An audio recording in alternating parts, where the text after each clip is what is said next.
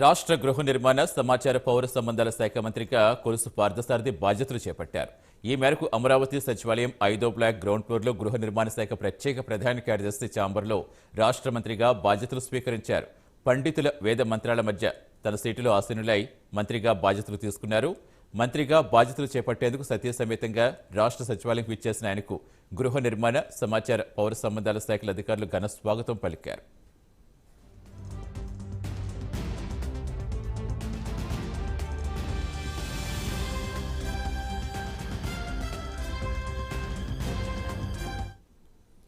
ఈ సందర్భంగా ఆయన మాట్లాడుతూ రాష్ట్ర గృహ నిర్మాణ సమాచార పౌర సంబంధాల శాఖ మంత్రిగా తనకు బాధ్యతలు అప్పగించినందుకు గౌరవ ముఖ్యమంత్రి నారా చంద్రబాబు నాయుడుకి, ఉప ముఖ్యమంత్రి కొణిదెల పవన్ కళ్యాణ్కు, మానవ వనరుల అభివృద్ధి ఐటీ శాఖ మంత్రి నారా లోకేష్కు హృదయపూర్వక కృతజ్ఞతలు తెలిపారు.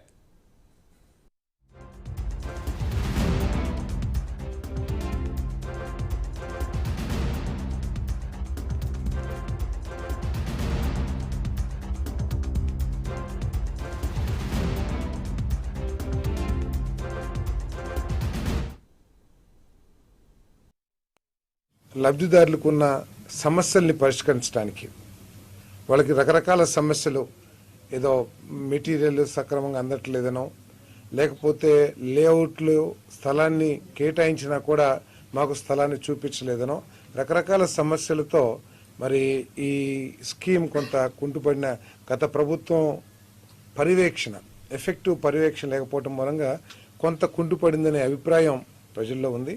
అటువంటి అభిప్రాయం లేకోకుండా లబ్ధిదారులకు ఉన్న సమస్యలన్నింటినీ పరిష్కరించే ప్రభుత్వం తరపు నుంచి ఏదేది చేయాలో వాటన్నిటినీ కూడా సక్రమంగా అందుతున్నాయా లేదా టైమ్లీ మేమంతా రివ్యూ చేసుకుంటూ లబ్ధిదారుడికి మేలు జరిగే విధంగా, అదేవిధంగా ఈ స్కీమ్స్లో ఇంకా ఏదైనా ఇంప్రూవైజేషన్ చేసి ఇంకా మెరుగైన పద్ధతులు ఏదైనా అవలంబిస్తాం మూలంగా లబ్ధిదారులకి ఎక్కువగా మేలు చేకూరుతుందని చెప్పేసి కూడా ఆలోచించేస్తున్నామని చెప్పేసి మనం చేస్తాను.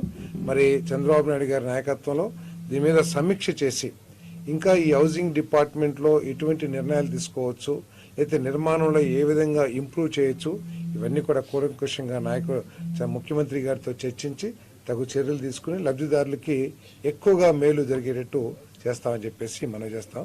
క్షేత్రస్థాయిలో లబ్ధిదారులకు ఉన్న సమస్యల్ని పరిష్కరించడానికి